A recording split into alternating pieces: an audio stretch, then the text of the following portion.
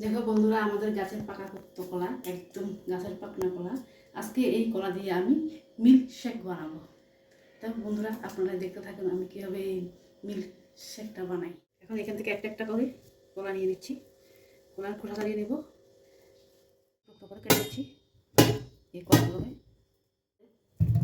একটা কলা দিয়েছি, এখন এখানে দুটো টোটাল তিনটে কলা। আমি খেজুর আর কিশমিশ দিয়ে দিচ্ছি। এখানে আপনার আসলে এখানে কাজু বাদাম, মধু, আপনার আসলে এখানে চিনি দিতে পারেন।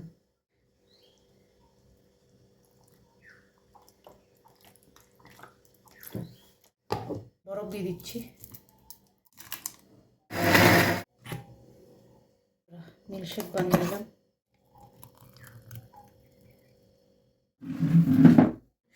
মিল্কশেক মানে খেয়ে নিচ্ছি, দেখেন বানালাম। সেরা হয়েছে, সেরা সেরা।